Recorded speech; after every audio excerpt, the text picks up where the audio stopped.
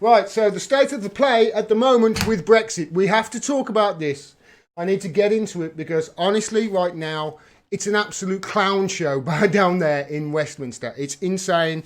I am starting to call it the theatre of the morally unclean, since there seems to be nobody with any morals down there. All 650 of them at the moment are definitely morally bereft. We've got Prime Minister Boris Johnson right now, who was elected, remember, by about 100,000, I would say probably affluent people, mostly male, definitely. And he's sitting there in Parliament. Now, get this. He's sitting there in Parliament and he lost the vote last night and he's lost the football, basically. The other side's got the ball and they're going to take it to the EU and they're going to try and stop Brexit. That's the state of play at the moment as it stands. But that was from last night. So Boris Johnson, who's been elected by about 100,000 rich people, is now leader of a minority government that has a majority of minus 43. Okay, he's just taken away 21 whips. He's took away 21 whips of the people who voted against him from the Conservatives last night, left him with 43 seats short of a majority. Can you imagine what other presidents around the world are saying about that? Can you imagine what Putin is saying about that? Or Assad? You know, after Boris Johnson and the government, Boris Johnson, Gavin Williamson tend to shut up and go home, you know, and saying, oh, Putin's elections is a scam and Assad's elections is a scam. What about Iran? What about, you know, what Iran are thinking about this? This, you know, beacon of democracy. And that brings me to the other one, Venezuela. Venezuela. Do you know when Chavez died, do you know what happened? They had a vote. They had a vote. Yeah. They had a vote. They are all registered to vote in Venezuela as well. All of them. I have to keep checking. Seriously, every year I get a card through. Oh yeah, I've got to make sure I check it. I'm still there. Oh, thank God. And if you move house, hey, it's awful. I have to keep checking. President Carter called Venezuela's elections unriggable. Basically one of the best in the world. And everybody there is registered to vote. It's in their constitution. Is it in your constitution that you have the right to vote? Have you even got a constitution, a written constitution? You know? And obviously because the right to vote is in their constitution, then of course they make it easy for them to vote and to prove who they are, even down to fingerprints. So you can imagine, can't you, that Maduro is looking at this. After Boris Johnson calling Maduro a dictator and saying Venezuelan elections are a sham, acting like a dictator. And Bojo is there and he's elected by 100,000 rich people. And he presides over a minority government that has a majority of minus 43. And he has just, before I came on air, he has just called for an election that the leader of the opposition, Jeremy Corbyn, who has been begging for an election for 2 years, has said, nah, we're not going to go along with that. It's insane. It's a clown show. It's the theatre of the morally unclean. And here to talk to me about it is my friend from the United States, who is also, well, presiding and has his own channel talking about the absolute clown show that's American politics. Thanks very much for joining me, mate. Jamarl Thomas of the Progressive Soapbox. Say hello to everybody, Jamarl. What's going on, man? How's it going? It's these are strange times, Jamarl. Yes, they are. I love it. I like I said, some of the most elegant cutthroat politics have been taking place in the UK, and there is nothing like it. And there's no comparison. Like there's nothing in the US where Parliament, the governing body, the Prime Minister goes to the Queen, a woman who was put there by God to rule over the world, in the UK particularly, to get her permission to suspend government, the aspect that is supposed to represent the country. Now, here's the thing. Nothing in that is illegal. That's the beauty of that. He's going to the Queen. There's nothing illegal. Yeah. Now, Parliament, of course, is going to bristle at that, like, how dare you?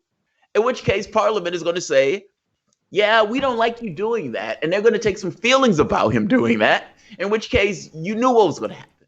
Like, when Parliament, like, what did he think Parliament was going to do?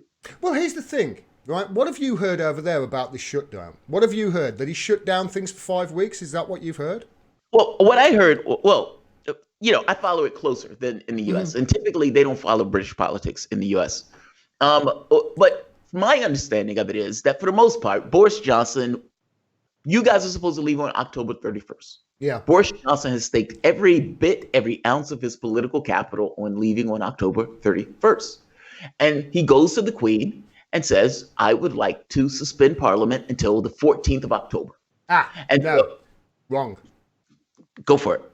Right, okay. I looked into it and I thought this is ridiculous. You don't prorogue Parliament for 5 weeks, and you don't. There's already a break, Jamal. There's already a recess booked for between I think it's the 12th of September or the 8th until the 8th of October. We've already got a recess. Parliament's already going to be shut down for that amount of time. What he's done is prorogue Parliament just before that recess, so he bookends it. Now it works out between 3 and 8 days is all extra. That's all extra Parliament is going to be shut down on. Just 3 to 8 days. It was already going to be shut down for that recess. We have our party conferences over here, the Labour Party conference, Conservatives. Nothing happens in Parliament at all. Yeah. So he's closed down Parliament and he's just bookended it. And the other side have said, oh, he's closed down Parliament for 5 weeks. No, he hasn't. He's actually done something. Yes, proroguing Parliament right now is a really, he's trying to force the hand of the EU, isn't he? He's trying to babble. We'll talk about this in a minute. But ultimately, he's trying to put pressure on Parliament to say, I want you to accept what I put out. Yeah. I mean, I didn't take it as, I look at this a little bit differently than I think most. I look at this as Boris Johnson got in office with the notion of, I am going to push through Brexit. He has no brick to push through Brexit with the Parliament because he has Theresa May's Parliament. And the only thing that he has is this notion that the European Union doesn't want Britain to fall out in this kind of helter-skelter Brexit. So that's the brick that he uses. My thing is, it freaks the public out. The public, oh my God, he's trying to have a no-deal Brexit. But that's all he has. Yeah. Like if Boris Johnson has a point. Like multiple things are true. This is why I love British politics. Multiple things are true at once. If Boris Johnson, in his standpoint, he's like, look, if I stab myself in the arm, I would eventually hit the European Union. And they don't want that. Meaning, like, I have to injure us in order to injure them. Now, he knows that, but he can't say that because the public also knows that level of threat, that level of brinksmanship could end you out in a no-deal Brexit. It's this weird thing of, it's like, in order to get a deal, you have to be able to threaten a no-deal Brexit. And there's no situation where you can walk out of a negotiation where you say there's no chance for me to walk out of a negotiation. That's weird. Yeah, but Corbyn knows that. Corbyn doesn't care about that. Corbyn's job is to take power. And you wrap up the prime minister in knots in order to do that. But then you have this weird thing where Corbyn is like, yeah, I don't know if I want a general election. I'm like, get out of here. I went round my mum's last night. And she was like, he's going to stop no-deal Brexit. And I'd come from an area that voted 2-1 to leave, and she's an older lady. She wants to leave the EU. Anyway, she called me a Judas when she found out I voted Remain. And I went round there and I said, you've been watching Brexit? She looked at me and she went, Corbyn, bloody turncoat, isn't he? And honestly, if my mom's saying that, honestly, she's the sweetest old lady you're ever going to meet. If my mom's saying that, you can bet your ass in living rooms all around the country, especially in the Midlands and the North, people are saying that too. He has shot himself in the foot massively, Corbyn. Yes, I don't want to talk about Corbyn. I agree. Well, I'll come to Corbyn in just a second, right? In just a second. But I wanted to I agree with you. This fence-sitting stuff doesn't fly. Yeah. I've seen polling on it. So we'll come to him in a minute, but I want to talk about Boris Johnson because, like I say, he has just bookended an already there on the books recess for, and I want to make sure that everybody's clear of that because when I did the video, people were like, shit. Loads of people were like, hold on a minute. We were told it was 5 weeks by the BBC and what have you. But the way they things it, you know how Jimmy Dore says all the information's there in the New York Times. You've just got to hold it up to the light and slant it at the right side. You had to read the article and sort of get bits from 2 different questions that people have asked to cobble together. Hold on a minute. He's shut it down for what looks like an extra 7 days. And to put somebody like me, that's an extra 7 days for them not to sort out Brexit. Because let's face it, they've had 3 years. Now, what I want to talk to you about is the way, first of all, with Boris Johnson, how they've basically took this away from him. They've took the football away from him. They've took the diary away from him. Yep. And the reason they've done it, it's insane. The reason they've done it is because they want to take no deal off the table. Now, this is alludes to what you were touching on there, which is why I want to get into this. I've likened this to taking no deal off the table. I've likened this to going to the World Series of Poker and trying to win it by playing only 4 cards at a time. Because without that extra card, you haven't got the bargaining chip. You haven't got the... It makes 0 sense in those terms. Like, it only makes sense look, it's like I've said it in these terms. Like Jeremy Corbyn says he gets what he wants. He takes no deal off the table and he becomes prime minister and he goes to the European Union and they said the only deal we're going to give you is Theresa May's deal. Take it or leave it. At this point, what does he do? He's taking no deal off the table. So But right. So what do you do? How do you take the deal that they've literally shut down 3 times? Meaning Parliament has voted this deal down 3 times and the European Union said that's the only deal I'm going to give you. But you've constitutionally, legally, by law, taken it off the table. It makes 0 sense. It only makes sense in terms of tying up Boris Johnson in order to collapse the government. Right. You mentioned Theresa May's deal there. What about this for an accident that happened? Have you heard about this accident that happened tonight? In the House of Commons, right? I'm going to have to get a video of this, but it happened. I watched it live, and then I went over to Twitter, and I thought, has this really happened? And sure enough, Laura Kunsberg, the BBC political editor, is tweeting it out. Now, I'm just going to... My computer might slow down here, people, so we'll just... Go for it. You're breaking news. I love it. This is... Honestly, this is like... Come on. That's too much of a coincidence, you know. But look at this. Look at this. I'm going to show this on the screen now, Jamarl, to people. Okay. Let me image slice it. You got to admit, though, it is beautiful politics. I mean, from the standpoint of cutthroat politics in regards to how Jeremy Corbyn is, like, because he's, they've gone with this thing of, okay, we're going to work with the government if they want to, but here are metrics, and the metrics were designed to not accept anything that they gave. And now Theresa May goes out. Right, okay. And what's his name comes in? And Jeremy Corbyn for 3 years has said, I want an election. And everything that he's done has been for an election. And even this taking no deal off the table when he knows Boris Johnson can't do that. And the Conservatives can't do that because from their standpoint, they have said, we're going to leave. Meaning that Boris Johnson is stuck in a situation that is untenable for him. He has no choice but to call a general election. Corbyn gets what he wants. And then Corbyn says, I don't know. You said you brought up Theresa May's knee. I'm going to read this tweet. I'm going to read this tweet by Laura Kunsberg, the BBC's political editor. It says, it looks like the Kinnock, this is Stephen Kinnock, the Labour MP, son of Neil Kinnock, the Blairite.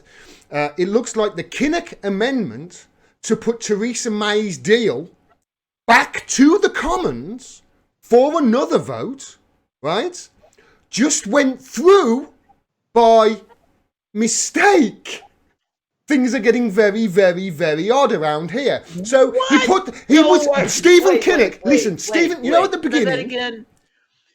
Right, Stephen Kinnock. By mistake. Stephen Kinnock made deal. When this vote was happening, Stephen Kinnock had wanted to put forward, can we put Theresa May's deal forward, by the way, and just make sure that everybody's not, doing a Stephen Kinnock sort of thing. But the thing is, they say, okay, Stephen Kinnock amendment, those to the left say aye, and Stephen Kinnock went aye, and those to the right say nay, and everybody else was just like worrying about Brexit or some other votes, and it fucking went through.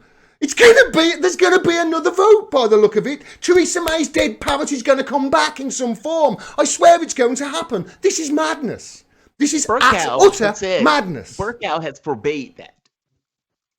Well, Burkow has forbade Stephen that. Kinnock put it forward. Stephen Kinnock put it forward. He shouted, yay! Nobody said nay, so it's going to have to come forward. That is protocol from what, you know what, the House of Parliament are like for their traditions and what have you. So we'll see on that tomorrow. But don't you think it's weird that that was the one? Honestly, there were all sorts of other things and everybody was like, hey, no. And it was put in the middle, sort of, some that went through uncontested. Don't you think that's so a little weird, bit God, weird? That's so bizarre. Theresa May's deal was voted down in historic measure. They hated that deal. I mean, like, and when she was negotiating that deal, I always thought it was so bizarre because I was like, how are you negotiating a deal with the EU without making sure Parliament is going to be okay with the deal? And then she took this perspective like it's Parliament's job to just okay it, and gotten pissed off over and over again in Parliament, like Parliament's not doing its job because it's not okay in this deal that it absolutely and entirely hates. And now, if they tell Parliament, you have to go and push forward, not leave without a deal. The EU, I don't know why they think the EU is a fair arbiter in this process, can just say, look, we're not negotiating. We told you we weren't going to negotiate. You got to accept Theresa May's deal or kick rocks. And the EU obviously have every reason to play hardball here because they don't want other countries getting wind of this. Holland and France and Italy and what have you, and saying, oh, fuck this, UK went, we're going too. It's going to crash the ECB and the euro. I mean, some say that us leaving is going to crash it anyway. Perhaps that's a fucking good thing. Well, here's the thing, and I think what they're concerned about is an uncontrolled exit. Meaning if the UK leaves in this kind of helter-skelter, drunk man off of a cliff, Brexit, even if it's just brinksmanship. But if they leave, because they're saying that the negotiations are a shamble. And my argument is, no, the negotiations are not a shamble. The negotiation is the no-deal Brexit because they know that if the UK leaves in an uncontrolled way, it could have adverse consequences that are unforeseen from the standpoint of an economic condition of the European Union. They don't want that. They don't want that. Boris knows they don't want that. And he's using that as a weapon. Yeah, the country's not going to allow him to do it. And at the same time, the EU, of course, weaponising this backstop. I mean, I've likened it to the ice wall in Game of Thrones because they've slammed it in the Irish Sea and basically said, oh, this cannot be removed. You cannot get through it. It's absolutely impossible. And I keep saying, well, just like the ice wall in Game of Thrones, it's fucking fictitious. Just take it out and figure another fucking way around it, for Christ's sake. And they're like, no, you'll have to have a border. And Boris Johnson's like, no, we don't. We're not going to put a border up. And they're like, well, it has to be a border. And we're like, well, you put a border up then. And, oh, we can't do that. It's like, it's preposterous. For fuck's sake, get some adults in the room. This is all I'm thinking. Europe has no reason. You're right, by the way. That's the cynical interpretation, but it's the correct interpretation. The EU has zero reason to do anything to assist Britain in this process. And if Britain is going to pass some rule that says no deal is off the table, that she can never walk from the negotiation, I find that utterly preposterous. Again, preposterous from the standpoint of negotiations, but not from the standpoint of trying to collapse the government. Yeah. Like, that's what I mean. Like, this level of cutthroat politics. They think Jeremy Corbyn is this kind of just lefty who's not paying attention. He is involved and engaged in trying to win. Is it? The EU will look at this and say, great, I will give you the same deal that you get Theresa May. And that literally like, whether they realize it or not, that's the law eating itself. They have no propensity to accept Theresa May's deal. By the same token, the EU just said you must accept Theresa May's deal, and yet you can't walk from the negotiations. Like, certainly they have to realize this is an untenable position to put the prime minister in. But that doesn't matter. That doesn't matter. So the EU is going to sit back and they're going to say, yeah, we're going to give you the exact same deal. They're not fair arbiters, nor should they be, because they don't want other people to leave. Look at all of the Eurosceptic governments. Italy is a Eurosceptic government. Poland is a Eurosceptic government. Like, these governments have started to grow up. You have the Yellow Vest movement that they've been trying to pretend doesn't exist for 6 months, in mainstream media, who some elements are calling Frexit. They don't they don't want. I mean, like this is a cascading issue that they want to punish Britain for. I agree with you. If there is, honestly, if there is an argument to say that our media is not the fourth estate and they're only there to serve their own self-serving interests, then it's that. They're not talking about Brexit, about Yellow Vest, because they don't want to rock the boat. The reason they don't want to rock the boat, they're in the fucking boat, you know? So you brought up Jeremy Corbyn here. Now, oh man, I've been losing subscribers recently, last few days, because I've actually been very, very hard on Jeremy Corbyn. And the reason I'm very hard on Jeremy Corbyn, of course, is because I'm extremely disappointed by him. Not disappointed by Boris Johnson. I've expected this from Boris Johnson. What's happened this year, now, what's your issue with Corbyn? Because I think your issue with Corbyn is my issue with Corbyn also. But what's your issue with Corbyn? My issue with Corbyn is this. He is acting like he's controlled opposition. He's acting like he's arguing all the wrong things, and he's capitulating on all the things that if he stood up, that he would win. Now, if we get an election now, right, and we are going to get an election, Jamal, we're going to try and stop this. Listen, when I was on your show last, actually, when I was on your show, I think I said to you, I think it might have been the first time I was on your show, actually. And I only started my channel back then. But you'll remember that I said, my stance has always been the same on Brexit. You cannot have an in-out referendum without first defining what out is. I said this before the result of the last referendum. The day before, I voted Remain for that reason. I would vote out if they defined it and gave me a definite, but they didn't. And I said, you cannot have an in-out referendum without defining what out is, because if you do that and we vote out, you have left the door ajar for the establishment, the powers that be, the elites who don't want Brexit. Remember, they linked arm in arm and told us don't do it. You're leaving the door slightly ajar for them to wrap Brexit up in bureaucratic red tape, and we will end up having at least another referendum, possibly 2 or 3. And now I distinctly remember saying this on your show, and you said, what do you think will happen? And I said, this is the first time I came on your show, I said, there will be another referendum. I've said this all along. If we voted out, because we didn't define out, there'll be another referendum, and it will probably be in the form of another election, And I remember saying that to you on the show. Do you remember me saying that? Vaguely, maybe. Honestly, I don't. I said it. You probably did. And here's my prediction. My prediction is we will get an election now. I think, honestly, it's so preposterous, Jamal. He needs a 2/3 majority to get the election, right? He might fail at that. And because if he loses a vote of no confidence, he only needs half. He only needs half to get an election from a vote of no. He might even call a vote of no confidence on himself. On himself. Isn't that awesome? Come on, tell me.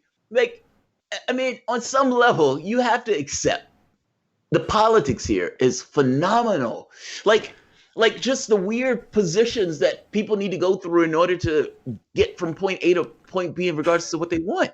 I mean, the prime minister saying, all right, I'm going to call a no confidence vote on myself. Oh, God, that's embarrassing. The indignity of that. I mean, they had no choice but to get to this point. I mean, how? Because nobody knew what Brexit meant. Nobody knew what Brexit meant.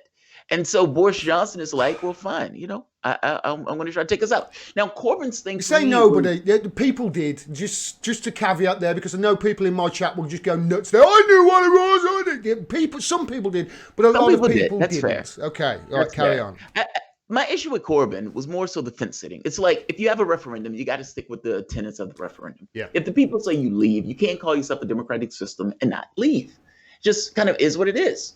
If your country, we're a democracy, we're a democratic order, et cetera, great. Even if you say you were a constitutional monarch democracy, whatever, and you say we're going to have a referendum, and you get the largest vote tally in the history of the country to come out and say we are leaving, and then the country turns around and not do that, that's a problem. And I understand some people are like, well, Brexit is going to be this, Brexit is going to be that. Fair enough, but the country said leave. It's, for me, it boils down to that. And they said, well, dude, sometimes people change their minds, but you never had the opportunity to actually implement what it is. Yeah. If you're a constitutional democracy, it's fair enough, then you need to follow the tenets of that particular referendum. And I find it problematic to ignore that. And I think Corbyn will be punished if he tries to do something where he's pulling back on that. And it sounds like he's fence sitting on this.